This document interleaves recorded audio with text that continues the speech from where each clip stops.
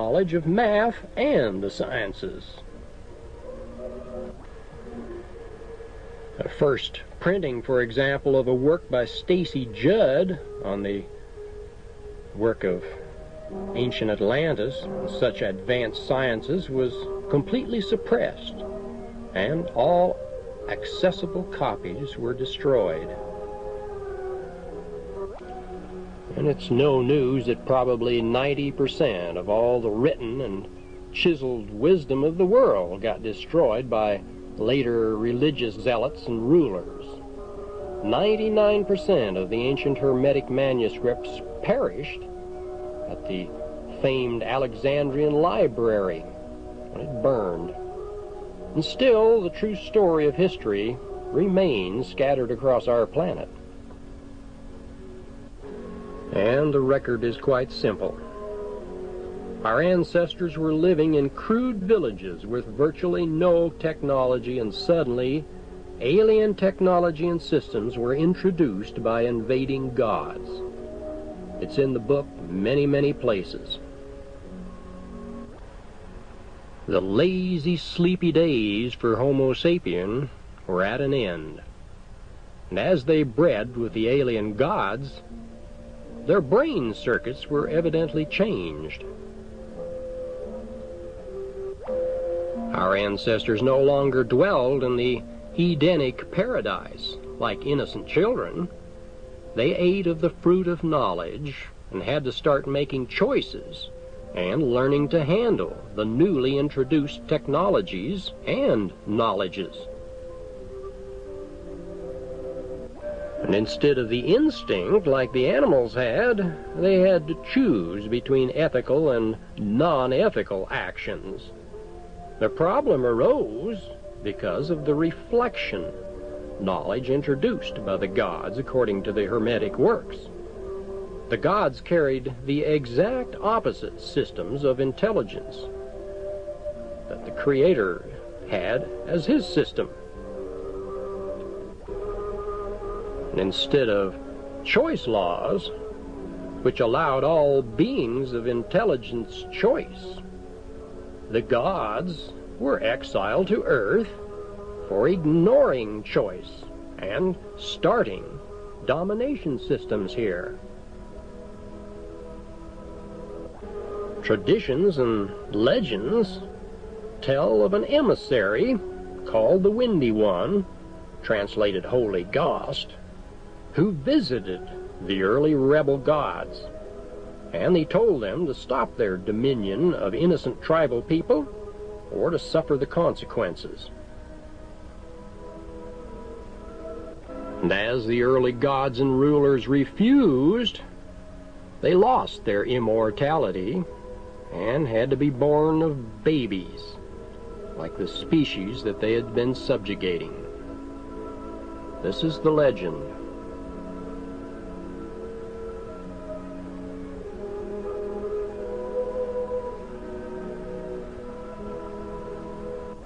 With such corrupt souls taking on the bodies of mortals, it should be obvious why such chaos continues on our planet.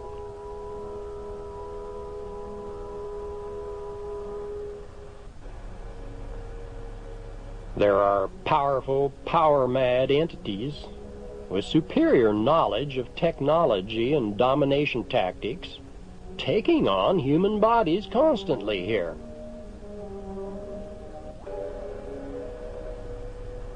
And with their inner soul tapes carrying over this ability to manipulate and control, such beings take over government and business leadership positions with ease. They have a natural ability at domination and of using others. And since money is the most useful tool toward gaining power, they have no compunction at using others as workers to amass their wealth. And because of their background, few of these ancient exile souls have any of the usual ethics to hinder their material progress here.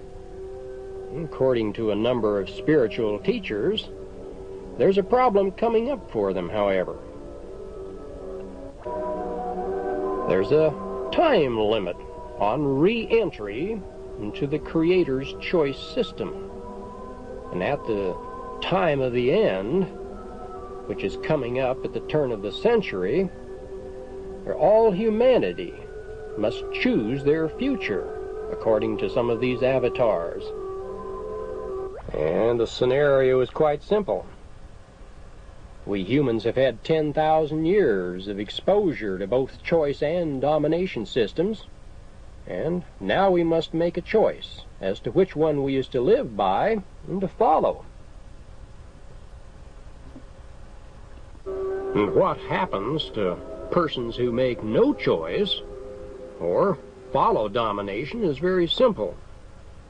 They simply use the various new mind components that they were contaminated with at the time our species mated with these gods. The meek shall inherit the earth.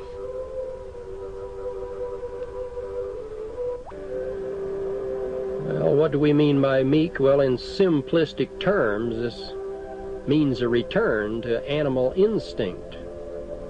The fruit of knowledge will be stripped away again, and the simple life will return once more to earth. Those that wish to carry on in higher knowledges with intelligence can do so under ethical self-control. And those who want to go back to the simple life and escape the responsibilities of self-control can do also. A soul-led being will choose, and the choice will determine the being's status for an eternity, according to some of the avatars. Well, the world's Bibles put all of this in more simplistic, veiled terms, but the basics were there. All Bibles have been filled with the doctrines of choice and ethics, and the doctrines of fear and domination.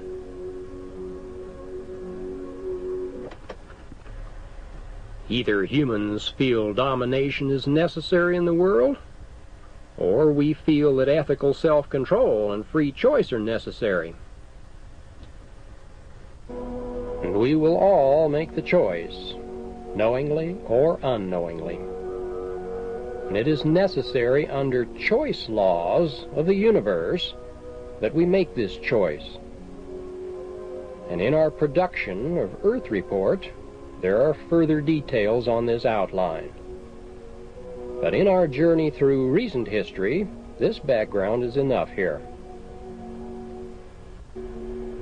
It will help to explain while there are thousands of humans who are trying to bring about socialism and a one-world government. These leaders are often carrying components that drive them from their reflection point of view. A point of view where they feel that they are superior and need to rule over the childish majority here. To them and their leaders, humanity will never have enough self-control and ethics to make a reasonably stable civilization here. They actually feel that their superior intellect and abilities are needed to govern the rest of the world's people. And if their tactics are ruthless, well, so what? The souls will find new bodies later. Nothing's really lost in the long run. But what the advocates of domination seldom notice is that this system is self-destructing. The highest leaders have good intentions, like a paradise on earth as a goal, but their systems just can't seem to handle the construction. Look at history if you doubt this. Thousands of little tyrants come along on their own, and they only want their own kingdoms and power. The higher level domination leaders simply can't control all these little ambitious underlings. Yes, you can look up this erosion principle in history books on your own. A good place to start is Rousseau's monumental Freedom and Domination. This is a classic in the field, and it shows how all governments and systems of the past self-destructed as their choice principles eroded away.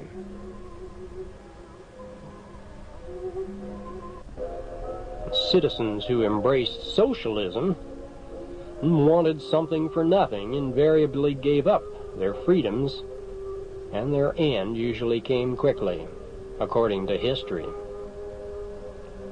Well, the elite rulers work through governments because people easily follow governments, and the governments can usually be manipulated and controlled by the elite. And the founding fathers of the United States did their best to set up a constitution that was invulnerable to the ruling elite. And they knew what a government gave, it could also take away. And they set up the system so that all laws which were unconstitutional were invalid. And today, hundreds of thousands of laws are unconstitutional, but they are not contested and overruled by the indifferent citizens. Well, William Penn wrote that if we weren't governed by God, then we would be governed by tyrants. And it's quite a true statement. Virtually all of our founding fathers wanted rights of the individual over the rights of the state. And they were restrictive toward government rights, not the rights of the individual. They also knew that property was important. Governments that could control property could control the individual. And as socialistic governments set up taxation, licenses, and permits and such restrictions quickly eroded away freedoms. And production in socialistic and communistic countries stagnates when private ownership and sales rights are stripped. The tiny private plots of farmers in Russia and China were supplying about half the food in the mid-'80s, even though there was 5 times the land on collective farms of the states. Now, choice factors have always proven superior to the peoples of the world. Only leaders constantly brainwash and coerce people into domination systems, and it's usually for their own gain and power. And of course this leads to an early death of any system or structure. And to see how all of recent history has been corrupted by domination leaders, let's look at events after the time of the Byzantine Empire in Europe. This huge empire lasted 1,200 years and was the last successful empire to remain free of the elite and their hidden control. After this time, the church and state never worked together peacefully again. The rulers found that they could rule through their monetary systems if they kept many small factions quarreling and fighting among themselves. And if they could control from behind the scenes without any attention or discovery under such conditions, they could live just like the old gods of legend.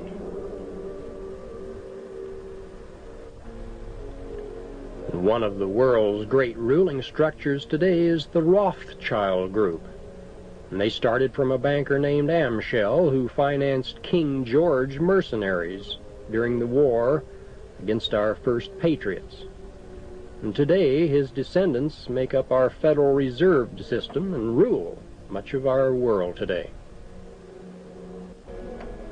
It was from the Federal Reserve System that the money came for the 1917 Communist Revolution. The Rothschilds wanted the billion-dollar fortunes of the Tsars or the Romanov rulers of Russia.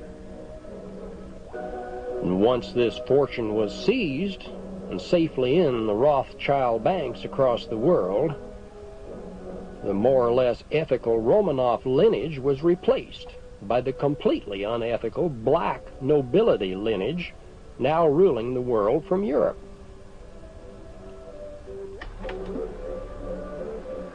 The black nobility quickly gained their power by unscrupulous methods all across the globe, and they stripped Germany of her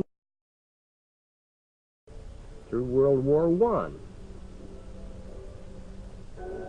Later, Hitler came along and promised to give the depressed and conquered Germany back to the German people.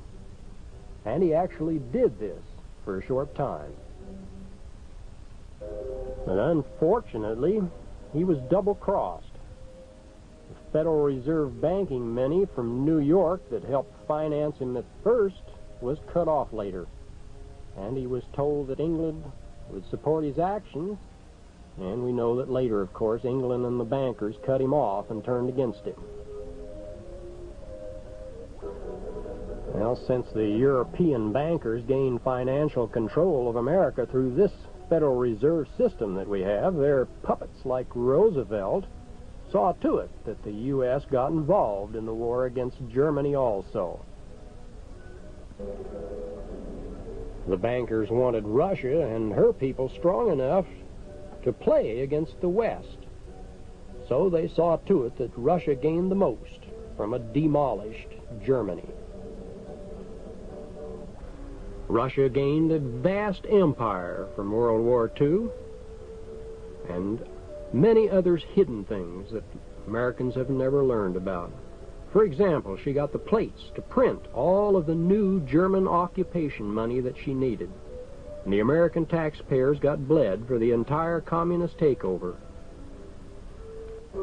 And the elite's frontman, Eisenhower, was sent to ensure that the Berlin Wall was put and kept in place. When Patton, the war hero, came along and had objection, of course, he was simply liquidated. And if you doubt this, the records are easy enough to show the facts, and there are books out on it.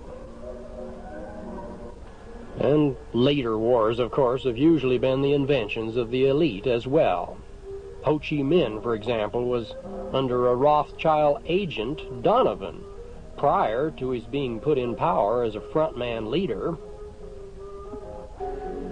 The bankers made huge profits when they suddenly declared war on their own leader in Vietnam. And the famed leader, General MacArthur, who was so effective in World War II, was told to back off and was even fired when he got too serious about ending the war in Korea. Well, earlier wars had similar foundations. The Boer War in South Africa let the Rothschild interests, or De Beers, take over most of the huge gold and diamond interests there. Even our own Civil War resulted when the banking interests of the North saw an easy chance to reap easy wealth from the South. There was nothing unconstitutional about the South seceding in the first place, and the carpetbaggers the bankers later sent to the captured South largely held power, and much of the wealth there is held in their hands even to this day. Most of the governments of the West, including Russia, are kept in line and ruled by the banking elite's chosen leaders. Nikita Khrushchev was a Russian leader that was quickly ousted when he wanted more authority and wished to aid his nation's farmers at the time. You might remember that Rockefeller met with him and got him back on track, and then saw to it that Russia stayed dependent on U.S. wheat. And there, the Rockefeller brokering monopoly in this country. Well, Americans are ruled today through the programs set up by the bankers' powerful foundations, like the Brookings and Hoover Institutes. And all this got started after the Civil War, when the Peabody Foundation was set up and found to be an ideal way to let the South get taken over by outside interests legally.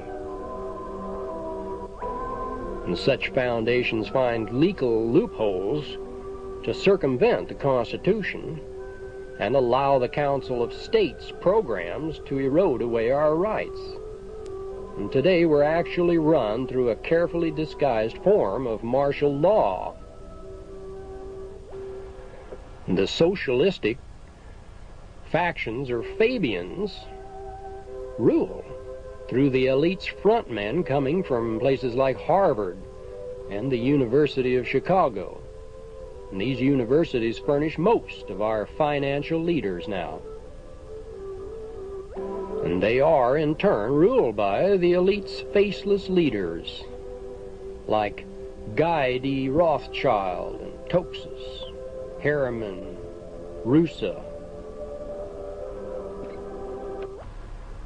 And few of these people stay in the public eye. But these records can actually be traced. There are many documented books out on it. And the indications are that the elite expect to liquidate at least 2/3 of the world's populations by the late 90s. And since we, Americans and the Europeans, are harder to keep in line than the Chinese, much of the population thinning will be directed toward the free world and we Americans. And today we can see how the farmers of present times are kept in line through high interest rates and commodity prices that aren't much higher than during the height of the Depression in the 30s. And we don't have to tell you who's back of the commodity systems of this world. And as the giant agro-businesses take over the independent farmers, they continue to fall and go bankrupt, and our nation continues to be more controllable and more dependent. And to keep our independent types in line, there's the IRS and the CIA. Well, the IRS acted to garnish or withhold wages after the elite saw too many World War II plant workers evading taxes.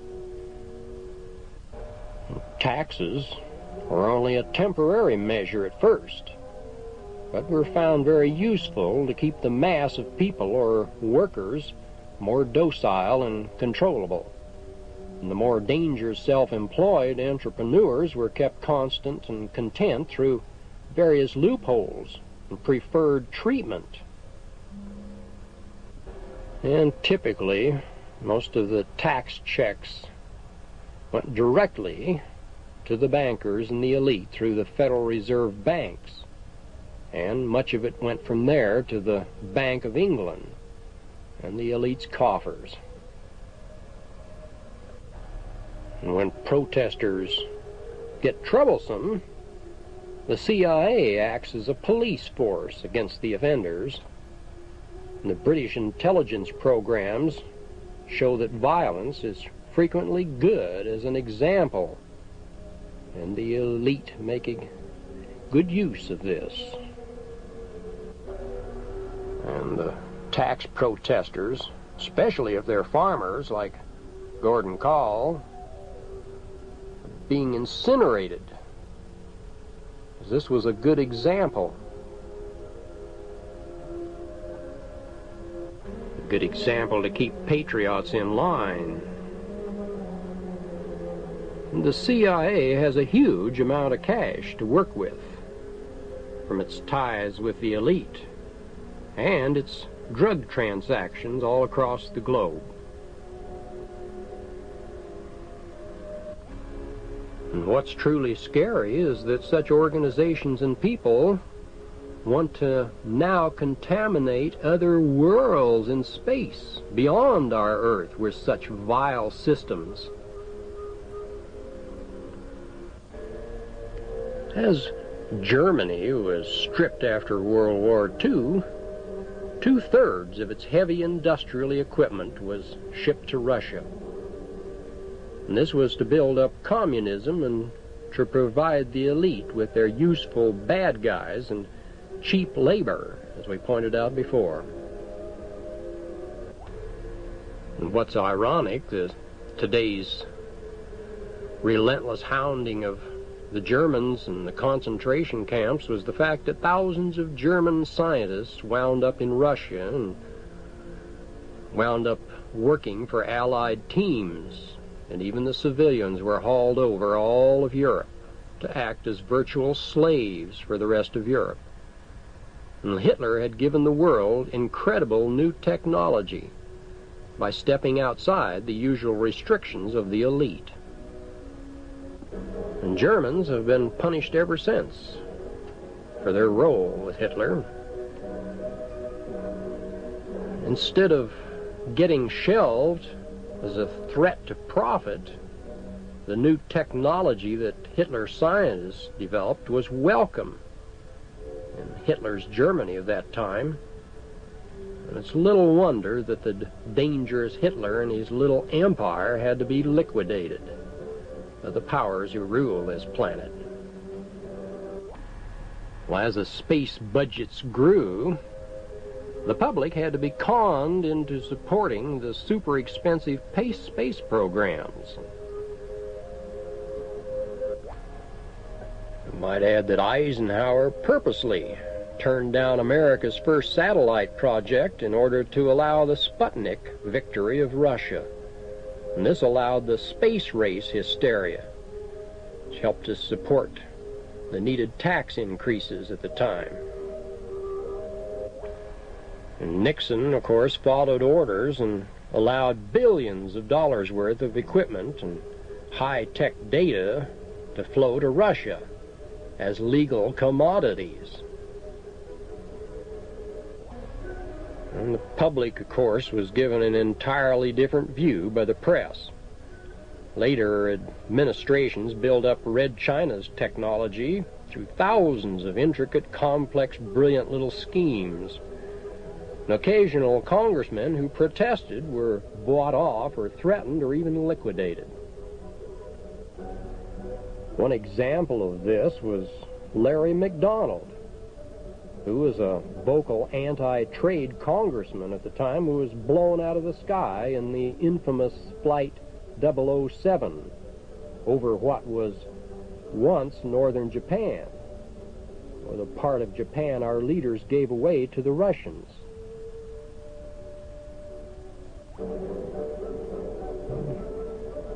Touch a note here on socialism, and we'll point out that the elite know that Americans are never going to adopt socialism by choice.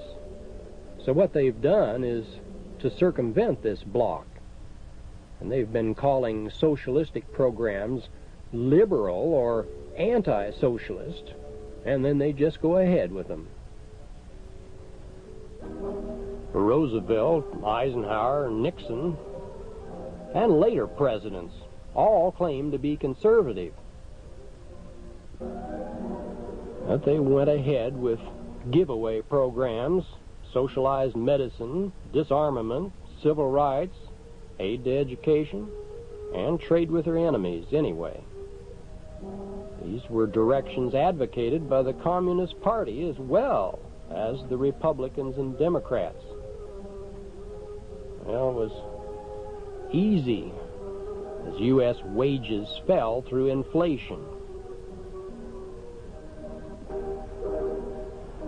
The world elite fosters socialism because it erodes away individual liberty, and it fits into their plan of a one-world system. A few politicians buck the elite's power systems. And one who did, to some extent, was Senator Barry Goldwater, and in his book With No Apologies, he said the trilateralists wished to create a worldwide economic power superior to the governments, and they could then rule the world. He said they wanted political, monetary, and intellectual and ecclesiastical control. And the Trilateral Commission was the brainchild of the elites. Brezhnev, in his book Between Two Ages, tells us that Americans will eventually get a new monetary system and a much lower standard of living. And when given the choice between a dictatorship and social disorder, he felt we Americans would choose an authoritarian form of government. Well, every goal of the trilateralists and elite has been toward more control and less freedom, as we view the recent history of our planet. The Shah of Iran was an example of a leader who was taken out when he wanted to lift up his people into a strong, self-reliant middle class. He took Iran from a feudal, agricultural society to a strong, self-sustaining, modern nation, and then he was deposed. They all went into the elite's banks in New York. And today, we can see what's happening in the Mideast.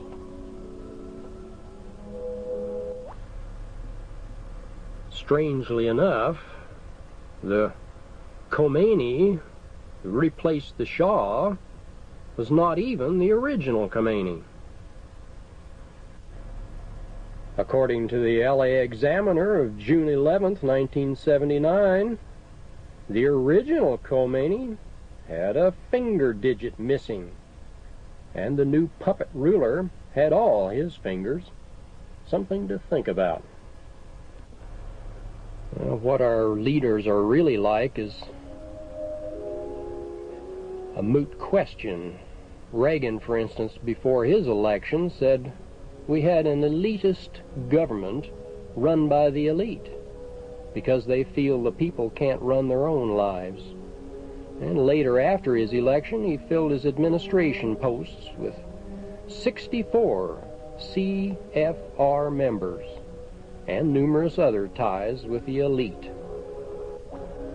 Martin Luther King was backed by communist organization and was financed to divide Americans and bring unrest and strife. And communists were told to support, promote, and finance him. And such records were ignored today, of course. We have a Martin Luther King Day, equal to George Washington Day.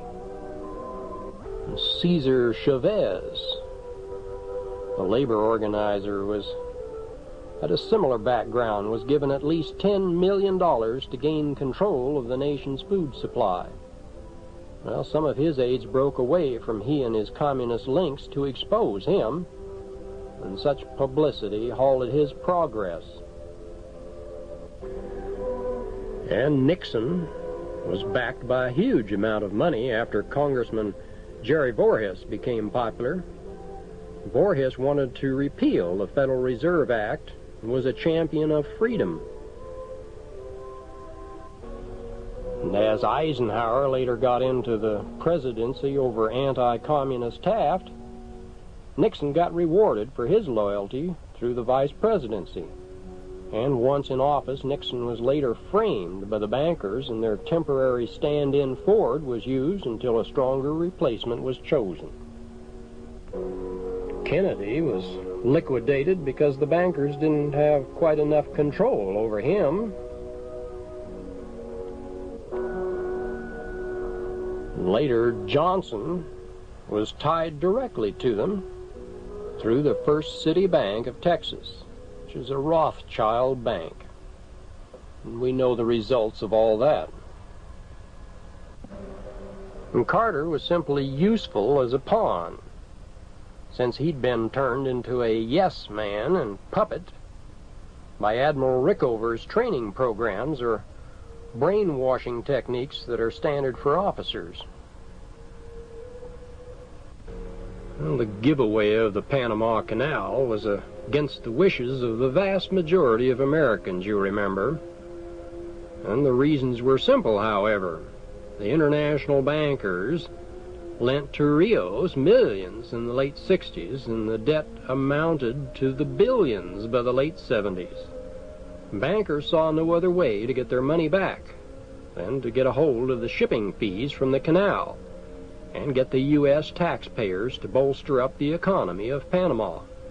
And things went just as planned, you remember. New agencies like OSHA were designed to break down constitutional freedoms. OSHA dictates broke at least 3 amendments of our Constitution. And things were getting pretty well out of hand until an Idaho businessman took OSHA to the Supreme Court. And they could enter a business without a court order. It was decided it was unconstitutional. And OSHA has now lost its fangs due to the efforts of this one businessman. And the moral of the story, of course, is that it shows what one individual can do under what's left of our Constitution. And other freedom fighters with knowledge of what's going on have been less successful in most instances, but there are many victories. To mention a few of the less successful freedom fighters, we might mention Rudolf Hess, who just died this year in 1987. He rotted in prison all his life because he knew about the Federal Reserve bankers of New York that financed Hitler and information such as this. And Ezra Pound was a noted another writer at the time of World War II, who was kept in a mental institution until 1950 to keep his mouth shut about how FDR got us into the war and how the bankers really ruled the world. There are dozens of lesser knowns that were liquidated for the same reasons. It's probably well at this point to mention something about population control measures. The constant negative press about coming social and environmental disasters. This was encouraged through the elite's media machinery, and this was to help the public accept further control of our environment by the government. Well, the fact of the matter was that the 4 billion people of the world could all be put in the state of Oregon on plots the size of a residential lot.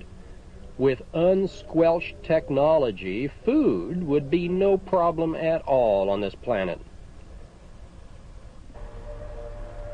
For example, India's population is far lower today than in the past. The only thing preventing her progress is the socialistic government control there. Japan, you'll note, has a much denser population and is getting along just fine in this world. Well, most population explosion and food scarcity scenarios are simply rubbish that are invented by the elite's media. And the deeper motives come from the fact that the third world's populations don't contribute as much to the elite's profits, and they're considered more expendable. Wars were used in the past to cut down populations and bring up profits through war machinery and technology sales. It's very simple. Might I mention as a side note that in the mid-70s a very useful new virus was probably developed to cut down on the population of non-producers. AIDS was wonderfully efficient at this. And resistance to AIDS broke down through contaminations in the diet. Evidently, too much sex and too much distorted sex could break down this immunity. But the immunity could be built up through immunity-building therapies like oxygen, colostrum, many other unknown methods of the medical profession. Homosexuals usually have dozens of sexual encounters a week, you might recall, and this brings on problems. Well, not all the third worlders are liquidated, of course. During the 60s and 70s, vast sums were drained away from progressive nations and funneled into the third world nations. And this tended to bring more equitable distribution of the world's resources and decrease the power of nations like the United States. The United Nations was a useful tool toward the elite's new one-world systems, you might remember. Let's mention a few things about the one-world goals of the elite. Now, we Americans are often appalled our fellow humans could support communism and the one-world order aims of the elite, yet this lure is simple, as we tried to show you before. The world is simply filling up with too many persons who are dangerous and have very little self-control over themselves and their actions. The more brilliant elite and world rulers feel that the only real hope for a stable, fruitful world is a one-world system under a benevolent leadership. And if the means to the end gets bloody and nasty, so what? The goal is a world state with imposed peace and prosperity. And breaking down loyalties to religion and state and family ranks high on the elite's list. And it's easy to see how most federally funded organizations fit into this category.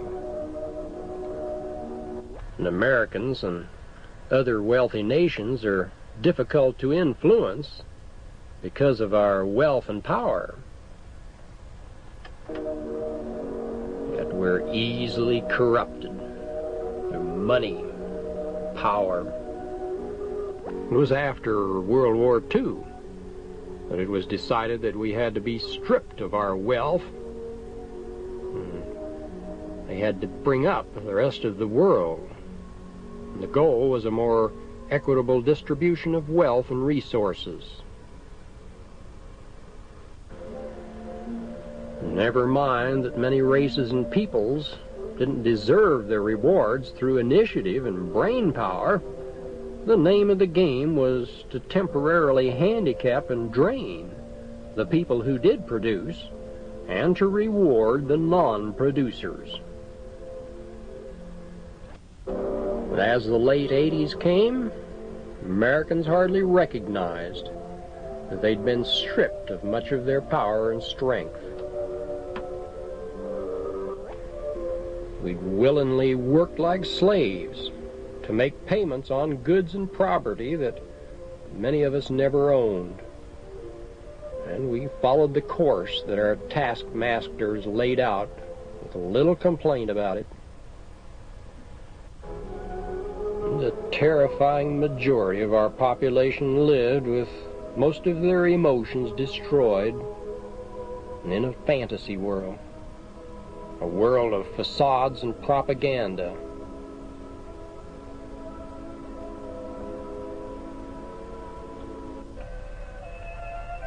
Now, let us look at some recent war history in greater detail. Like most wars, World War II was largely brought on by profit motives. Lives are expendable for profits. And what we're not told in the history books is that during World War I, Germany had been drained of assets, and the country was pretty much in the hands of the Jewish bankers and church factions. And by the time that Hitler came on the scene, Hitler seemed to have genuinely wanted Germany back in the hands of the German people when he first climbed into power. And then, with rather ruthless methods, he clawed his way to a position where he could actually make good on his political promises.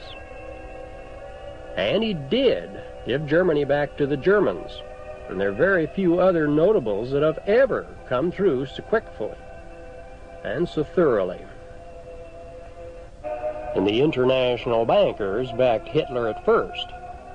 They loaned millions to Germany to set up cartels like IG Farben, and they insisted on agreements that would let Standard Oil supply the oil and IG Farben supply the chemicals. And as Hitler grew independent, the bankers backed out of their support, and Farben supplied Germany's gasoline through processing coal and making their synthetic fuels. And to this day, synthetic fuel processes are stifled by the banking elite, who remain in control of the world's power and fuels. Later, the bankers tried to gain greater control of America through the Depression and control of President Hoover in the early 30s. Well, Hoover was having none of what he called their totalitarian liberal controls, and he tried to fight their socialistic legislation. And as a result, the media smeared him as a supporter of big business and being against the little guy. Well, this was exactly opposite of the facts, and the bankers had little trouble getting their man Roosevelt in office. Roosevelt quickly brought in the programs that Hoover considered a part of the corporate state of fascism. He even got the credit for many of Hoover's economic reforms. At one point, the bankers actually started plans to overthrow the government and use Roosevelt as their puppet leader. There's a book called The Plot to Seize the White House by Jules Archer that covers this in great detail. Well, as this plan was squelched, it was decided that war would allow restrictive controls to shackle Americans faster, and so plans for war were made over and over, and until Roosevelt got what he wanted at Pearl Harbor. There are at least a dozen documented cases that have shown Roosevelt knew the Japanese were coming for Pearl Harbor days and even weeks before this event occurred. Meanwhile, our auto manufacturers, Standard Oil, the DuPonts, and others were making great profits in the Germany of the 30s. And later, the directors of these corporations and cartels escaped the war criminal charges, even though they made the same decisions as the convicted Germans.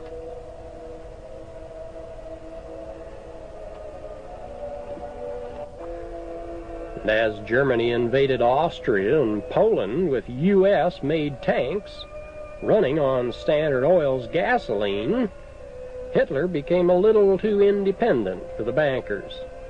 He became a little dangerous, and they decided to liquidate him. They were certain they had to liquidate him when they found out that his scientists were about to work out a method to release neutrons. Realizing that a super bomb could give Hitler awesome power, they decided to get the U.S. involved in a war and to fund the first super bomb themselves through war economy taxation. Well, Chamberlain and Churchill, who were once at odds with each other, suddenly began supporting each other, and Hitler became the bad guy of history, and we never hear the end of Hitler. Well, Roosevelt preached peace outwardly, and inwardly he carried out the orders of the elite who put him into office. He appointed CFR member Marshall to keep MacArthur and other independent officers in check. and he plotted to get the Japanese to attack and burst the anti-war sentiments of the American public.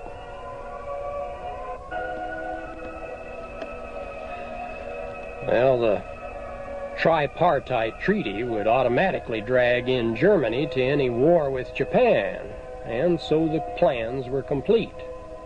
And we might add that during this time, German U-boats were avoiding American vessels, yet they were getting shot out of the water themselves if American vessels found them exposed.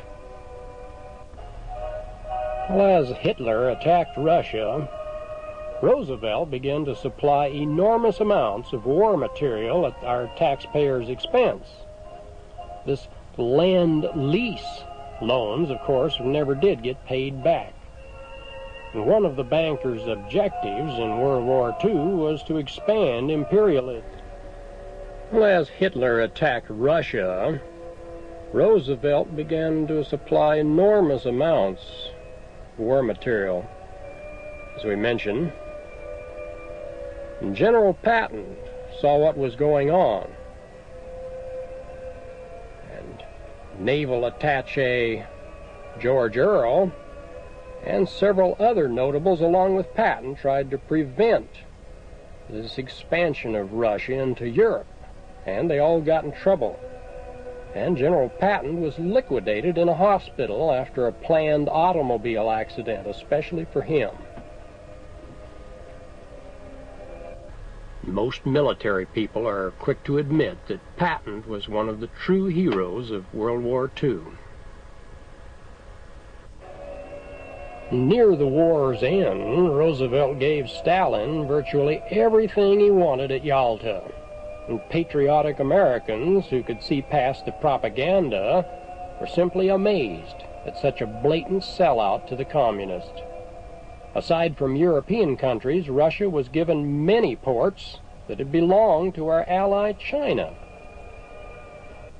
Never had there been such a large sellout of the American people. And one of the most disgraceful actions of the elite was the repatriation of some 6 million persons who had helped fight against our enemies during the war. Well, Roosevelt, Eisenhower, and Churchill carried out this infamous Operation Keelhaul. What happened was hundreds of thousands of Cossacks and other Soviet soldiers were executed and tortured after being turned back to the Soviets after the war. And as the Russians took over Germany, they brutally plundered and raped the German women with the support of our Allied leaders, who called the Germans barbaric. Well, 16 million Germans got moved from Central and Eastern Europe for no good reason after the war, and countless women were used and abused, and hundreds of thousands of men were shipped off to work as slave laborers all across Europe. And there were 2 million persons that actually died during this period of migration. None of this is mentioned in any of the official history books that you will read. We and our children are still taught the official state version of the war, which of course is carefully censored and distorted, and our people are still too busy at working to keep their heads under a roof and their mouths fed to look into the truth. And we still love to see the bad guys get bombed and taught their lesson. Fantasy. Well, the international bankers, or elite as we call them, made millions in war profits and set up communism over much of the world through World War II. We have very little to be proud of.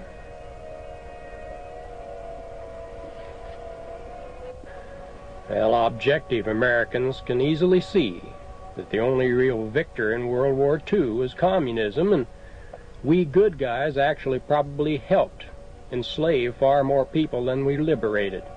Not by our bad intentions, mind you, simply because we were just used. We had no business going into World War II or allowing Roosevelt or the bankers to get us in World War II. Well, as the OSS intelligence organization was supposed to be disbanded after the war, it was a simple matter for the elite to simply rename the organization the CIA and use it as their own private police force, with no one the wiser. A friend of mine, an intelligence officer, A.B. Glazier, who was under General Clay at the wartime, exposed this shell game later. He exposed the Central Intelligence Agency for what they were, just unauthorized, illegal scoundrels. And he almost got assassinated for his trouble. And this is a longer tale. Other patriotic notables who did speak out and got bumped off were easy to find as the bad guys and mentally unbalanced. People that are in the history books. The procedures are only a little bit more sophisticated than during the old Inquisition periods. Secretary of Defense James Forrestal saw that our brilliant government leaders were selling us out on purpose, and he started detailed diaries. Well, he was later taken to a naval hospital. Forrestal supposedly committed suicide by jumping from a third-story window with his bathrobe cord knotted around his neck. And the diaries, of course, mysteriously disappeared. And Supreme Court Justice Frank Murphy started mentioning that the communists controlled Roosevelt and also died mysteriously in a Detroit hospital. Later, Senator Joseph McCarthy began exposing communist infiltration and told Americans that the Korean War was planned at Yalta, and he died in the same hospital as Forrestal by what many believed to be a convenient dose of carbon tetrachloride, which simulated hepatitis. Well, dozens of lesser-known individuals were silenced through being locked up or liquidated after exposing much of the true picture.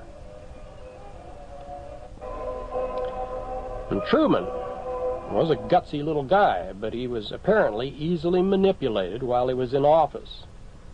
He occasionally had pretty pithy views on politicians, though. He said, for example, that Eisenhower was nothing but a damn coward. Nixon was a shifty-eyed goddamn liar, and he really didn't realize how much he himself had been used while he was in office. Well, as Korea was split up between a communist North and a neutral South at Yalta and Potsdam, made an ideal situation for a later lucrative war.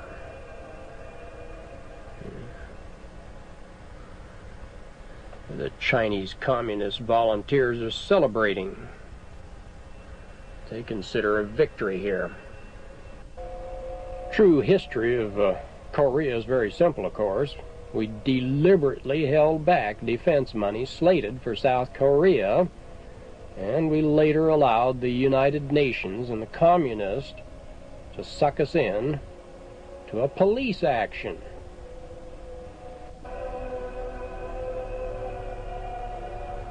Americans, of course, were sick and tired of war, but the elite simply started their war under another name as these police actions that we grew accustomed to later. We had a few good men like General MacArthur, who was furious because every time he tried to win this war, his secret plans were either leaked to the enemy or he was halted in his tracks as Secretary of State Marshal or other front men for the bankers. And eventually, of course, MacArthur began to act on his own, and he got relieved of his command by Truman. His replacement, of course, was a more tractile member of the Council on Foreign Relations, General Ridgway. And Ridgway followed orders, and he allowed the bankers to gain their objectives. Namely, the condition we Americans to accept more control from their organization, the United Nations, and allow us to accept defeat and humiliation. The bankers' objective were also to allow Red China to keep control of its fast rebelling people. You may recall that millions of dissidents were liquidated by Mao's new regime. And all the while, of course, huge profits were made for the elite and their one-world goals. As we continually pointed out, the elite have always been clever enough to construct enough bad guys to draw public support for their lucrative wars and money giveaway plans. Taxpayers have been continually drained in the more recent years through the fight against communism, and the communists, we know, are drained, taxed, and worked to death to fight us. And that's kind of ironic, since we're both being manipulated.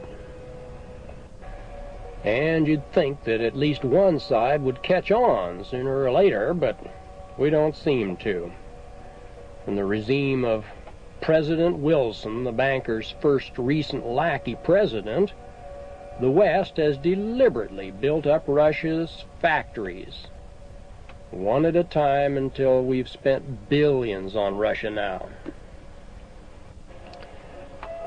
Using the superweapons technology as a dreaded threat to the free world, the bad guys and good guys game could not only bring in vast profits, could lead to a breakdown in the freedoms of the West.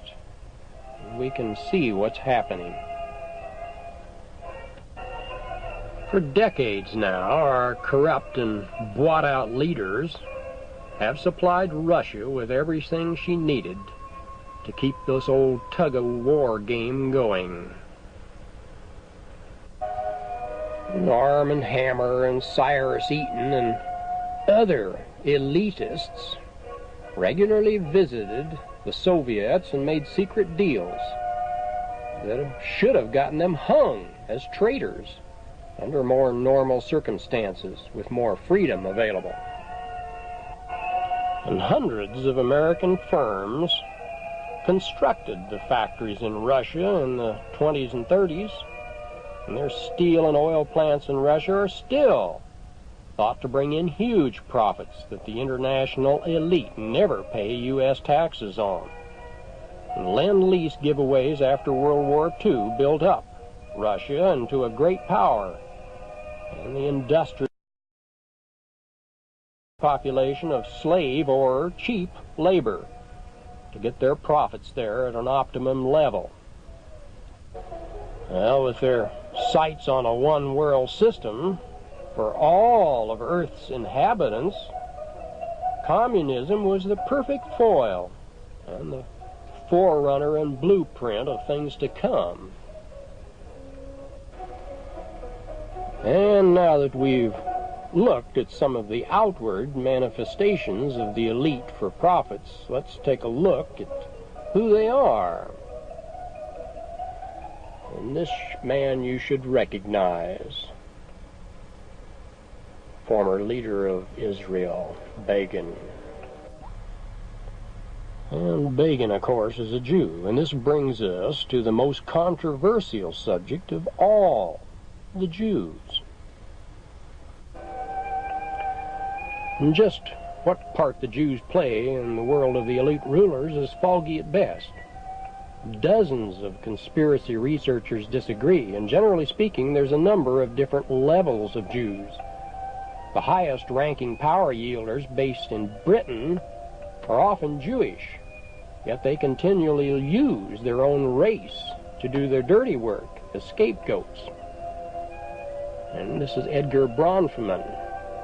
The Seagram Whiskey Empire, one of the richest Jews in the world, is a good example. And when the Romanov family of Russia tried to draft the Jewish merchants in pre-communist Russia, it infuriated them. They were used to being privileged, and as a result they worked together, and the czars fell.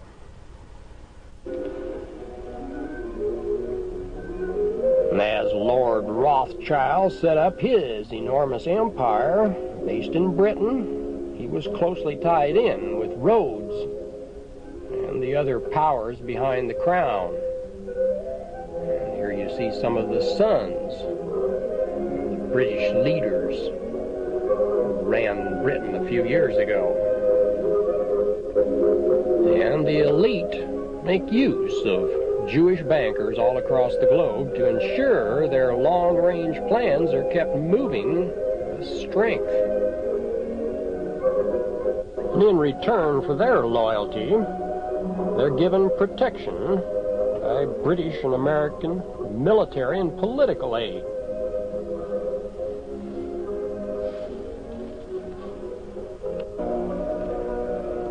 Well, in the United States, much of the media, the nation's wealth is in the hands of elite Jewish factions. Yet most of these Jews are subject to even higher powers and influences. The Jewish controls and lobbies over our government and politicians is awesome. And it helps Israel get 25% of our whole foreign aid budget. That's over $2 billion a year. And by the 80s, at least, there were $1,000 a day going for every man, woman, and child in Israel. And half of Israel's budget came from aid and gifts from various countries like the United States, which, of course, Israel hadn't earned. And, of course, this in anybody's book makes Israel a parasitic nation. Goodness knows why the Arabs are upset. Well, as I pointed out earlier, the answer is simple on why all this is occurring, because certain races, like the Jews, have a greater DNA strength in their priority component lineage. Moses set up strict laws to assure that his advantage was not lost through sloppy interbreeding in this race. Think about it a minute. The Jews may advocate racial mixing for other races, but they just don't do it themselves. And the result is obvious. The Jewish race can manipulate and use domination tactics better than almost any other race. Oh, I know there be ivory tower theorists who disagree with all this. But these ivory tower theorists who got everything handed to them and learned all they know from books may disagree with anything that's not in the books. And all you need to do is research a little on your own. You'll have your proof. And I may sound like a racist, but I live near Palm Springs, California, the watering hole for many of the elite in America, and I'm simply telling you the facts as I know them firsthand. And generally speaking, Jewish people can be very delightful and affectionate until a business deal comes along, and then outsiders, or goy, as we're called, are fair game. And to be fair about it, of course, the same thing is true to a slightly lesser extent with some Europeans and some Asians and some other Americans. Well, the point is that the DNA patterns that create the manipulative part of the world and the mind is not particularly in the race. It's in certain segments of the race and in individuals. And The Jews, unfortunately, have had a long history of fanning up sympathy to gain advantage. And the German Holocaust issue is a very good example of this. And for its support of Israel, Germany has paid billions. And the Jews never give up, just hounding Germany with its Holocaust con game. Any persons with strong anti-Jew opinions is automatically anti-Semitic, and they're dealt with very severely.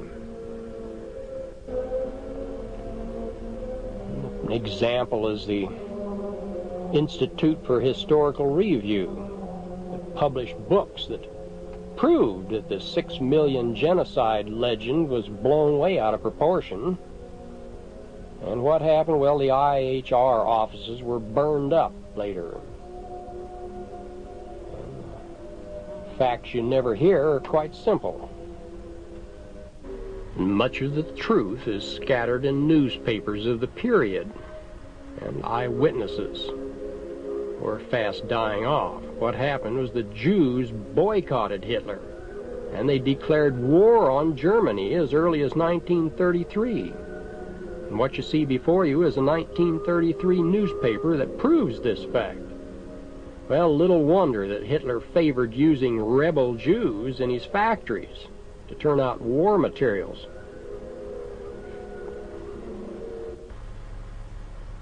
And here you see an aerial view of Auschwitz, which was simply another factory facility to hold the workers. By the time Allies had bombed most of Germany to rubble, food was short, and camp inmates and workers were dying of typhus and malnutrition at all-time high levels.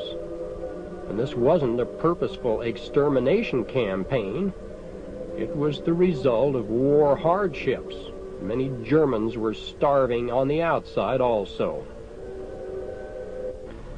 And there are many first-hand accounts and records that are available to set the record straight.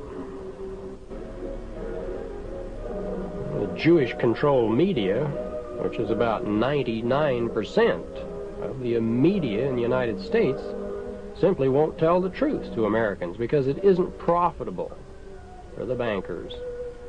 And here's a Frenchman that was at Buchenwald, and he tells us the gas chambers were nonsense. And there are dozens of first-hand accounts of persons that were there that refute many of the accounts of those that claim they were there and are often too young to have even been at that area at that time in age. What we have in Israel today are the more unethical and lower-class Jew leaders who were kicked out of Europe by the more ethical Jews there who ran much of Europe in post-World War II era.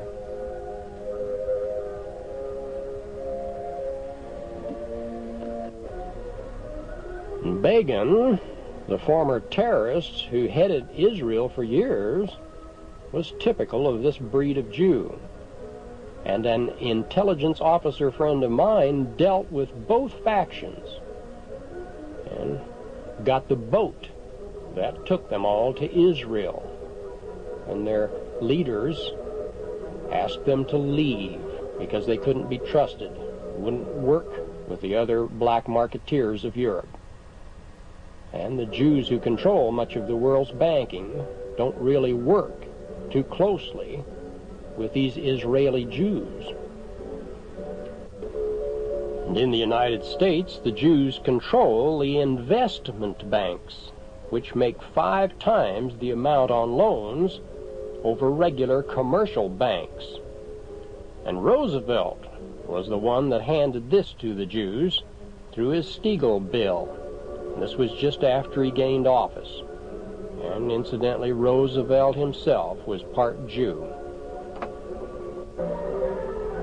And all this, of course, brings us around to the Arabs, or the neighbors of the Jews in Israel. Why they have reason to resent them? Well, this is because of their land grab. Israel took their Palestinian land on the West Bank, and this was the Arabs' major water source. And there are 1 million Arabs that are now enslaved on the West Bank. Many Arab nations simply have too many billions in Jewish and New York banks, though, to turn on their bankers, the people who use them.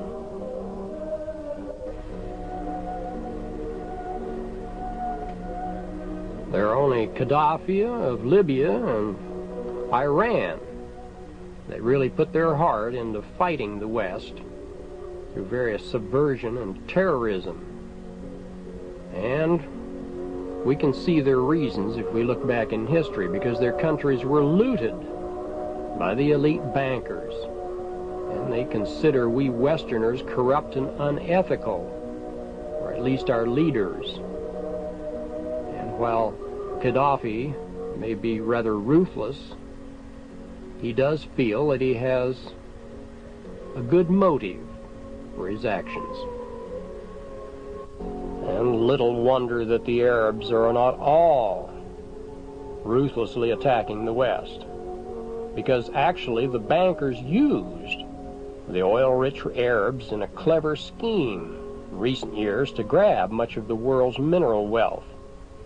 They got the price of oil tripled in 1973 on the condition that the Arabs deposit most of the money in their New York banks for 30 years. Well, the Arabs at the time weren't too sophisticated, and they were led down the garden path. And what happened was that the bankers loaned this money that they'd received from the Arabs out to the third world nations through separate fronts. So if the payments were defaulted and the money disappeared, the bankers would get off scot-free. And the elite got most third worlders who borrowed this money way in debt over their heads. And this gave them the opportunity to forgive the debts of the countries who were indebted if they would just sign away all of their mineral and oil rights. Well, many countries took the bait. And the rulers, though, like Marcos of the Philippines, who didn't, got deposed pretty quickly. Might add that the Mohammedans who follow Muhammad, shown here, do not have interest. They consider it usury. And of course, Moses and the early Christians taught that usury was wrong, and today, of course, we Christians are being used by the elite and their banking systems that brought in usury. Something to think about. And because of the bankers' action and what has taken place recently, in these 80s, as they come up, it appears the Arabs may suddenly start dumping their stocks and paper wealth on us at any time. And when the world finds that 90% of the Arabs' wealth has been squandered by the bankers who were supposed to be storing their money,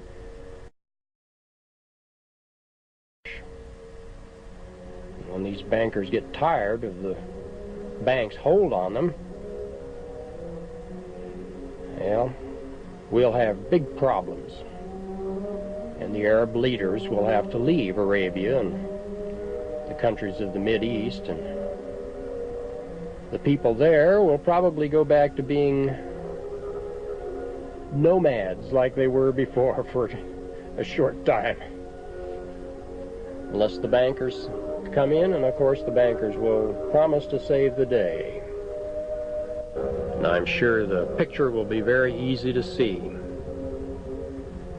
The bankers or elite will then come along with their new cashless exchange systems that'll financially enslave the entire Western world if they get their way.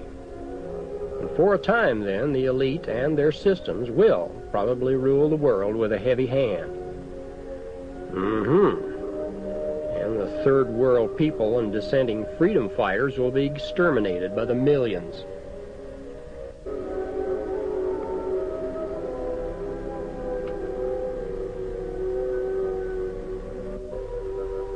Well, now that you have a quick rundown on recent history and the factions that run the world behind the scenes, let's go one step further and try to plot our future.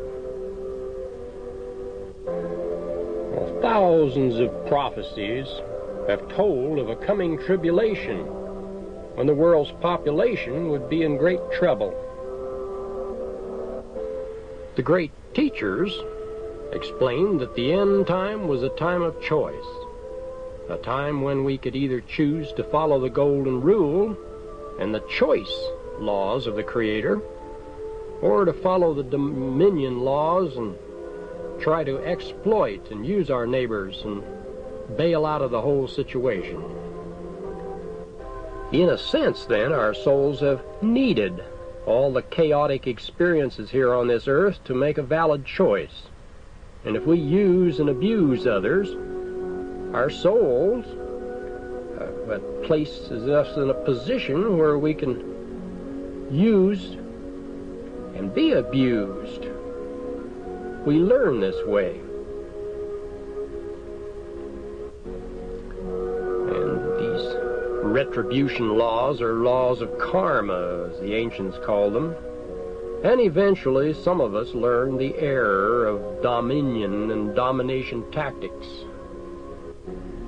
And the people on this planet who carry the ancient souls of the ancient rulers are especially tempted and especially dangerous. And you see them at work today. And you see how very little has really changed on our planet.